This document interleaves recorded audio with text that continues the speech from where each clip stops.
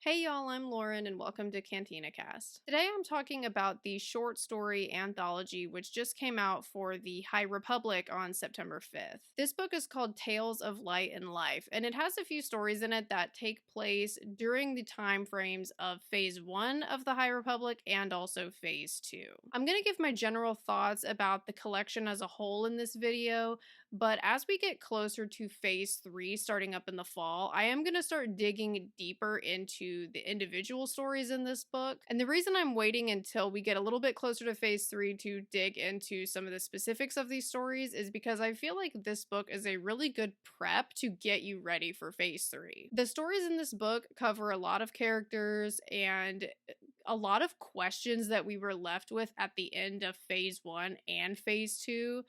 And for that reason, I do feel like this anthology is unique as far as Star Wars short story anthologies go, is because a lot of times with other Star Wars short story collections, we're not really getting any information in them that's absolutely crucial for you to know.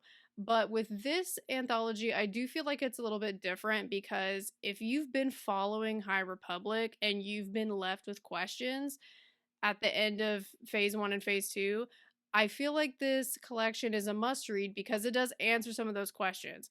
I know for me personally, one question that I've been having is what ended up happening to Burryaga at the end of Phase 1.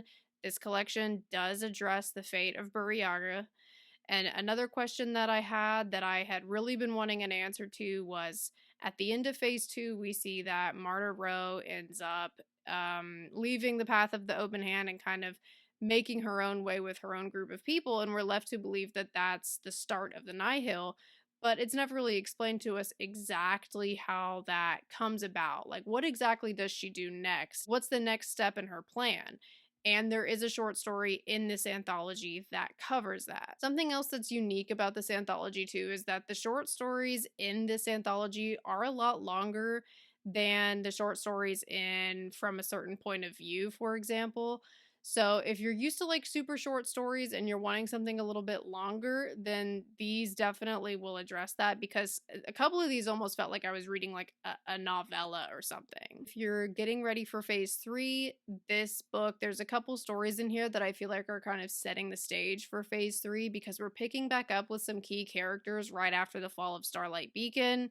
And we're also getting important questions answered from Phase 2 that are going to be good background to know about going into Phase 3. Something that I really enjoyed about this collection is that we did get to pick up with some characters from Phase 1 that I had really been missing. For example, one of my favorite characters that I was really glad to get to catch up with is Bell Zettifar, and we even get a Loden Greatstorm flashback at one point, so that was really great to see as well, because that's another character I've always been wishing that we could have had more time with.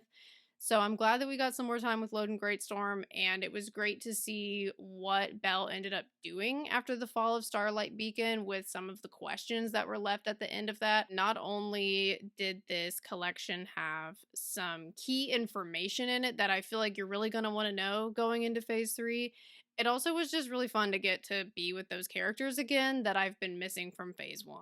Another benefit to this collection too is that if you feel like you need a little bit of a refresher before going into Phase 3, but you don't want to reread everything from Phase 1, reading this collection, it did kind of remind me of some things that I was like, oh yeah, okay, so this character was here at the end of Phase 1. Okay, so this is what they're doing now. Like, it kind of just sort of got me up to speed and kind of like refreshed my memory on all the characters that we met in Phase 1 and kind of where they ended up getting left off at the end. So that way, I mean, if you're like me and you feel like Phase 1 was like a million years ago, this short story will kind of help refresh you in that way without you having to go back and read a bunch of novels a second time if you don't want to. Of course, we don't have all of the characters in this anthology.